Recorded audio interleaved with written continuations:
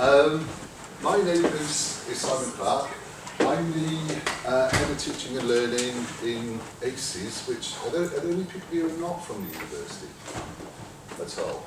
So if I use the term ACES, we all know what that is. Super. I'm the head of learning and teaching in ACES. And about getting on for 3 years ago, our relatively new dean, Roger Eccleston, who'd come from Nottingham-Trent, was very keen that we use grade-based assessment in an area of the faculty, on the basis that at Nottingham-Trent they'd just been through a process where they adopted it across all courses and all years in one fell swoop. So I took a slightly different approach and decided to do that just in one department, in art and design, and I've been asked to talk about what it is, why it's useful, how we implemented it, and what the outcomes were. And it's all about something which started about 2 years ago. And I don't think I started off as being a disciple of grade-based assessment. So hopefully I'll be fairly objective about it. First thing to say is what it is, because people do tend to confuse it with a grade point average, only because GPA and GBA are quite similar. They're actually two quite separate and distinct things. All the grade-based assessment is instead of giving marks from 0 to 100, in this case, giving marks at 18 different categories. So the level of granularity is less, because we just have 18 grades. There's any amount of different ways to do that. If you look at what other universities have adopted, they might have grades which go from A to E, they might give numbers. What I chose to do here was follow a model where we're talking in the same language to students as the final outcome of when they leave the university. Which is to say, as I'm sure if you talk to students, give them some marks, somebody gets 71%, what will they say? I got first in that. So using the same language they're familiar with, they're using all the time, so they don't have to convert. So what we have is 18 different categories or 18 different grades which are available to start to give to students rather than from 1 to 100. And they correspond, if you want to add them up, or do anything with those grades, a numerical equivalent, and then a marking range. And the range is something where if somebody's marking numerically and comes out with a mark which, for the sake of argument, is, let's say, 71%, then the mark which is recorded is 74. If you're going through using quite a rigid numerical marking scheme. Those grades are closely aligned to marking descriptors. The marking descriptors which I wrote, although they were written for fine art, graphic design, metalwork and jewellery, a number of different courses, they're very generic. My thinking was, because I'm a physicist, I wanted to get graded descriptors which you can use across all disciplines. So they're somewhat generic, but hopefully they get the flavour and it's applicable to different areas. Why did we use it?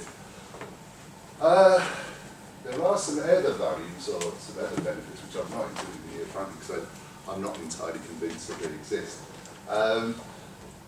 Providing clarity to students so that the grade they get directly relates to the mark or the grade they will receive when they leave the university. If you have to put students into one of 18 categories, then I would argue that that is more straightforward than putting a student into one of 100 categories. Not just from the point of view of the lower resolution, if you like, of the mark, but also because there's less debate amongst colleagues about is that a 71 or a 72. Another thing which I think is quite useful, having to deal with student complaints and probably having been a course leader and seen so many students who are awarded a mark of 69%, or, God forbid, a mark of 39%, which does happen. It used to happen to me every year. There was first year module, which was used by some of the courses I was looking after, where there was a member of staff who every year would give at least one student a mark of 39%. And every year, I would phone them up and say, are you sure? And every year, I would get the same response, yes, that's a clear fail. That's a clear fail. Now, again, boring scientist, when I measure something, I talk about uncertainties and accuracies, plus or minus. Now, to me, that's somebody saying that they can mark with an accuracy of plus or minus 0.5%, which is vanishingly small, the possibility of that. So what it does is it leaves you with students being given grades where very deliberately at the grade boundaries, if I go back, there's a nice big gap. 6% here at the grade boundary between the first and 2-1, of 4% there between the 2-1 and the 2-2.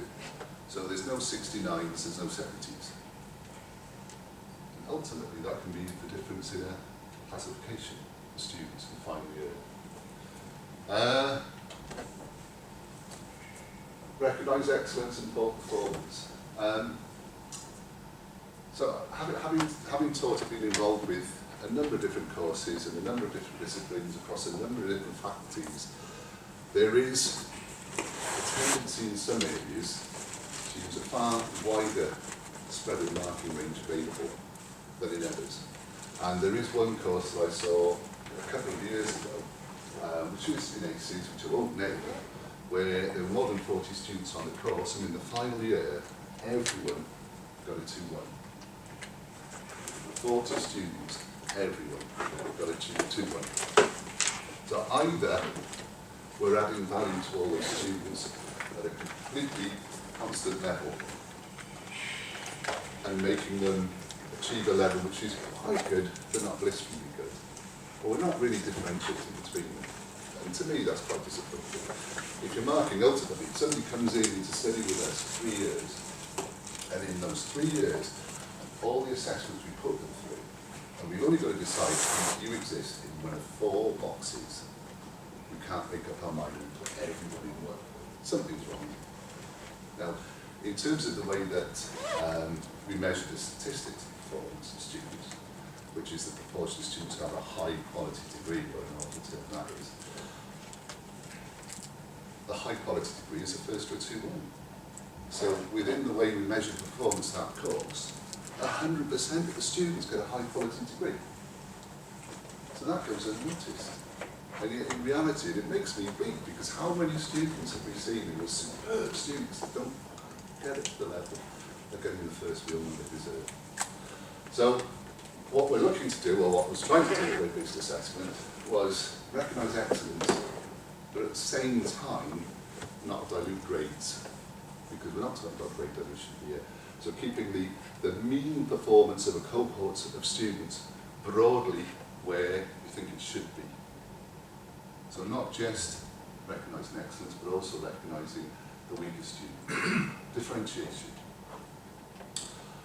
How do we do that? Well, if you plot out and this isn't a model which I developed, this is a model which was used, I think initially in Warwick about 10 years ago, and it's been adopted by other areas. So this is not me, this is just me copying other people's reasonable practice or finding a model which I think fits. First of all, call it what the students recognise, and then have a model which actually will contribute to a wider use of the marking range.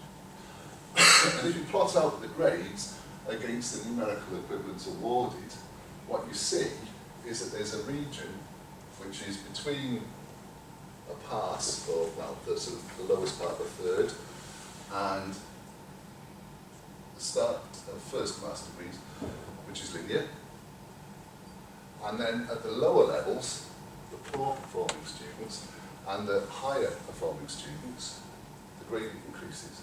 Now what that will tend to do, if you have a wide number of measurements and you measure the distribution of marks, the marking range, if this was from 0 to 100, and we were looking at the standard deviation or the bell curve for that of those marks, what that will tend to do is this sharpened gradient here will tend to broaden in this direction, the bell curve, and the sharpened gradient here tend to broaden in that direction.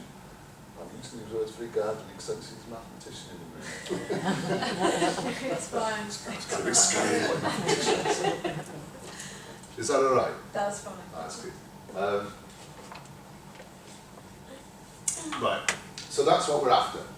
But if you've got something which is pulling in that direction, and to an equal extent pulling in that direction, then the top, the peak, should remain where it is. That's why it's quite important, I think, that that gradient there is broadly similar to the gradient there. So we're not diluting grades, we're keeping the same kind of average, but what we're encouraging staff to do is use a wider span of the ranges. Right. What did we do? Very interesting.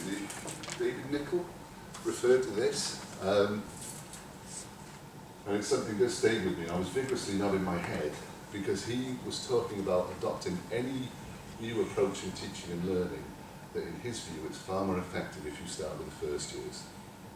He said that quite early on. I absolutely totally agree with that, particularly with marks, particularly with grades.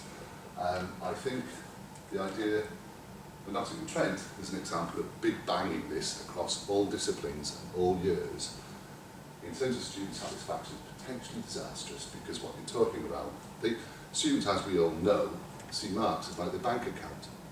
And if you start interfering with those marks, the final years, they're not going to like it. It's like if you had your bank account and suddenly we turned everything into euros. Or for the people who can remember it, and for me it's only vaguely, but decimalisation, that wasn't popular. So, if you get the poor souls when they come into university and they don't know anything different, then they'll be more accepting of that. Particularly if you look at what happens with secondary school students, where up to year 9, they're assessed in terms of levels, whatever they mean, a level 6 and 6A, 6B, 8B. When they get to GCSE, they're graded from A star to G. I think it's G. Is it G? You can get a U as well, can't You you? can get a U. We're never at home to Mr. Failure. So they're used to all those different divisions. They get up to AS level, and it's E to A. They go to A level, and it's E to A star. So they do get A stars. Nobody in my family, but they do get A stars. So for them, they're completely used to the idea of being assessed in different ways.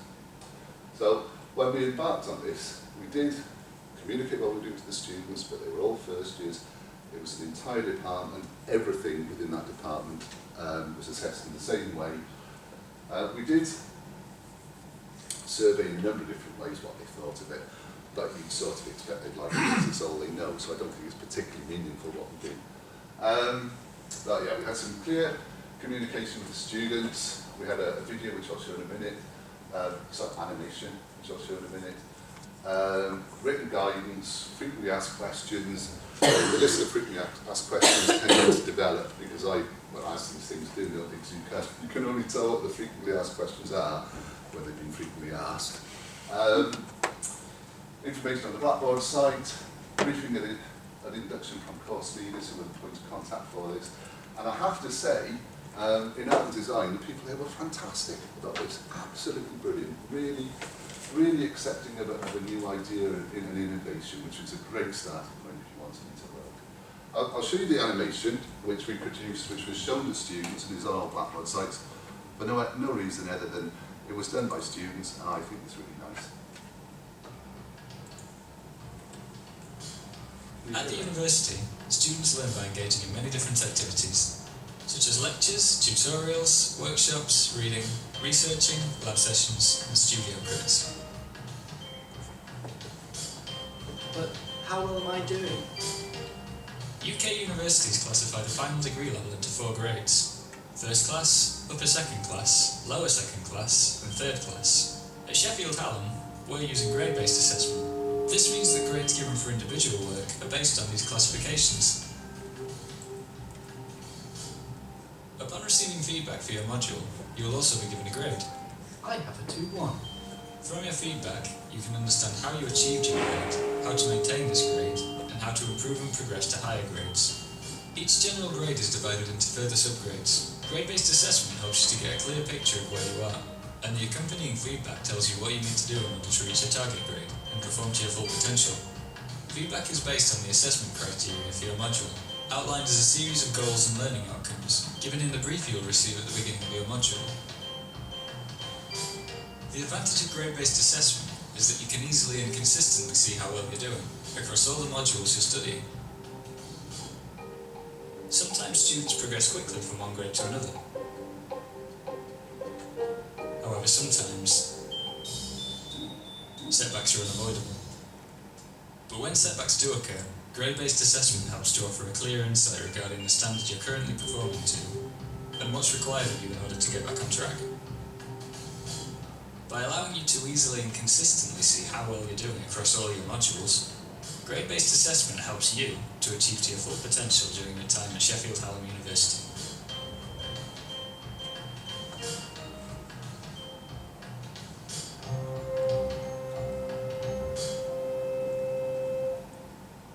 So all the students were shown that as part of the induction. Oh, I jumped the page. Right, yeah. And it was available to them on Blackboard. So we tried to hit them in every way that we could, really. And it was quite straightforward. Orlando, I'm going to change over to you. And your monitor should light up. It should. What do you know?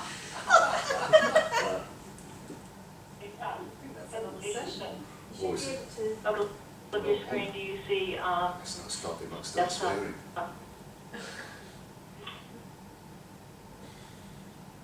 All right, going to pause the recording.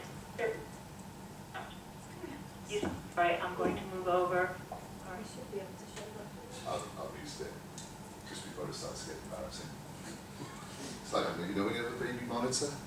Yeah, that kind of thing, we don't put them through that. Well, I'd love to put them through that, but this is being recorded as well, so we've got to be careful. Right, with staff, again, fabulous staff, really open to new ideas. It sort of fits in well with art and design. If you think about if a group of staff are trying to evaluate a piece of jewellery or a sculpture, or photographs of that students have taken of themselves jumping into ponds, or whatever it might be, to me it's counterintuitive to attach a number to that. And in art and design there is a move towards holistic assessment, to look at the thing as a whole, not to break it down into, to use marking grids and look for critical thinking and connoisseurship and whatever it might be, but fundamentally say, well, if it looks like a duck and quacks like a duck, then it's probably a duck. So why not go for it? So they were great, briefed them beforehand, workshops. Katie Carroll, who was at the time the quality lead in art design, and John Lee, who was the LTA lead, were both contacts as well, and we all did this together. Fairly smooth, really. Some other things about it, you have to be consistent, and we had a move to do everything in grade-based assessment, and if it didn't matter if it was a task or it was a subtask, everything was allotted a grade, and what students saw were grades. Now, in terms of the final transcripts that they see, because that comes from SI, and SI can't cope with anything other than numbers, they did see a number, but we gave them a table so they could equate that to the grades they were getting. Was it a high first, was it a low first, and so on. They received a grade as part of the feedback, but it was only part, of course. It did have lots of other formative feedback, feed forward built into it. It's not a substitution for any kind of other forms of feedback, it's just swapping a number for a grade. Yeah, each grade has a numerical equivalent, because if you want to add them together, you need that. And I wrote a bit of something in Excel so that you could combine multiple subtasks, you could put in the weightings, drop down lists to enter the grades, so that anybody who was doing this didn't have to touch a number at all, the members of staff, and it would spit out the final grade, and it would give you a number as well to put into SI. It's quite straightforward to do that. Yeah, so that's aggregating grades by weighted averages. And ultimately, I did try and get away from this.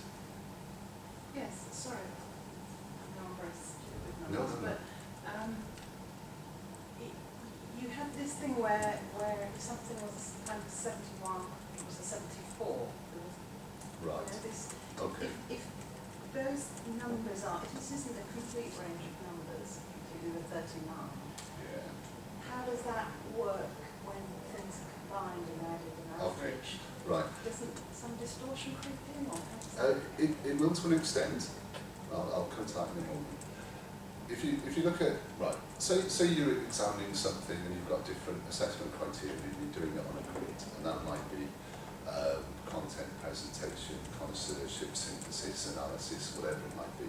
And you might have different loadings for each one of those, and you might use a grid, and on that grid you'll content's up there, and typically the form, if you get to the analysis, synthesis, connoisseurship, the tougher stuff, then it tends to tail downwards, doesn't it? And then personally I would look at that as that's a 68.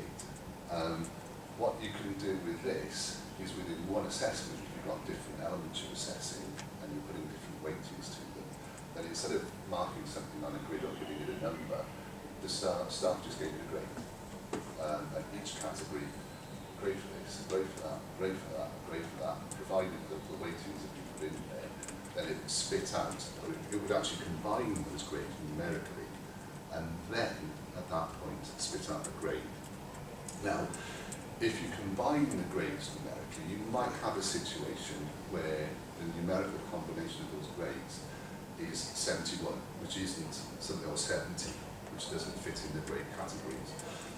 What happens then is that, and it's called snapping, which isn't that good a term, but that number, 71, is snapped to the nearest grade.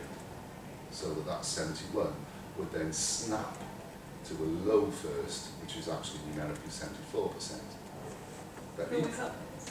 no, if you get somebody a student who's on 69, then that would snap it down to the nearest grade, which is 68%. So there is inevitably, because we're measuring something with a lower resolution, because instead of having 0 to 100 grades, we've got 18, then inevitably there's a greater uncertainty, and that's shown up by the snapping. And I don't have an answer to that. What you will see, if there are multiple measurements of a student, then you get a smoothing of that uncertainty. So it's by no means perfect in that respect, but going back to the initial point, the system which we're using, which goes from 0 to 100, can't split groups of students into one of 4 categories. So, I can't remember the philosopher who said it, but don't let the perfection be the enemy of something that's good. There are flaws, but broadly it seems to work. Numerical equivalence of task marks entered into SI. I tried to get it so that we could enter grades into SI, no chance. I'm sorry, can I just come back to that a minute? In terms of, I see in terms of that higher grade, but what happens if that kind of amalgamates into snapping up into a pass? That snap it down if it was 39. Right. You know, if it was 2 and they were compensated, would it snap it down? Right. If, in terms of snapping, if the mark came out to be sub 40, it snapped to a 38, I think is the category down. But that's the final mark. I think what I'm getting at is, I don't know, and it's not a criticism of that, just trying to understand, but, you know, because to some extent numbers are meaningless, aren't they? So, if, how do I put it, it just seems to me there's an aggregation of small differences which, when you come to the final thing, make a big difference. Just going over grade boundaries with AS, and it's quite complicated. Not necessarily. Did you go back to the chart with all the marks on? But Is 2 or 3 there an marks element of difference. judgment anyway? In terms of if you marked without the snapping and you came out at 39, do most of us not go, actually that's more of a 37, or if elements come out and it's a 14 overall, you think it isn't. That process happens anyway, doesn't it? So this is just another equivalent final outcome after 3 years, and there's lots. It would, no, that's, but what you can can, result in a difference of grade. and if it was always favouring the higher mark, then that would cause a drift upwards of the student's grade. Or if it always favoured the lower mark, it would cause a drift to the lower grade. But if it snaps one way or another, then the mark should ultimately remain the same. It's, what we're doing is we're making a measurement. Student, yeah, that's overall, but individually, quite often you'll find that there's quite a lot of consistency. The overall classification is calculated in the student's best interest anyway. They do numerous calculations, don't they, where they look at the averages of level 6 and 5 and different, so it gives them the best grades at the end of the day anyway. So I know what you're saying, it'd be a drift if it was skewed, but the way the calculations are at the moment is that there's a realisation that there's an element of inaccuracy, which is why there's about 8 different calculations, isn't there, at the moment for overall classification. I mean, we're running out of time, but I think there's other reasons for that as well, to do with the absence of trust in the university as an academic decision. But that's just me being a bit yeah, I'm just being a bit twisted and cynical here. I'm running out of time here, sorry, I've gone on a bit longer than I thought I would. I'll just briefly talk about the outcomes. We surveyed staff to see what, in a number of different ways, but this is something I can present, and it's some kind of numerical results. A questionnaire which Helen Kane and the team very kindly did for us, just to see if across the whole department what they thought of it. What they liked very much was the distinction of grade boundaries. What anecdotally I heard things like was it saves all the tinkering around the edges of debates amongst members of staff, is that a 70 or is it a 71? Because it's either a 68 or it's a 74, one or the other. Which they seem to think same time. Greater use of the marking range, they weren't really quite as convinced by. 20-something% said it did improve things and the rest didn't know. Easier than the numerical system, they liked it, but this is art and design. For your conclusions. Impact on the holistic assessment of students' work, that was received quite favourably again, because it looks like a duck and quacks like a duck, probably a duck. Same time, that came through, which I didn't think it would, but I think that's just because it saved the debate about the 71s and 59s, and they thought, they viewed it fairly favourably overall in how it impacted on what they were doing. Student feedback, I won't dwell on too long because it was all good, but these are students who just walked through the door, they don't want anything different, so that was fine and dandy. The other thing I finally did was we started this, and there's some advantages to doing it with a new validation of the course. So it was the first year of new validation, completely clean sheet, staff are redesigning their teaching and learning and assessments anyway, so it seemed like a good stage to do it, but what that stops us doing is making comparisons with past modules in previous years.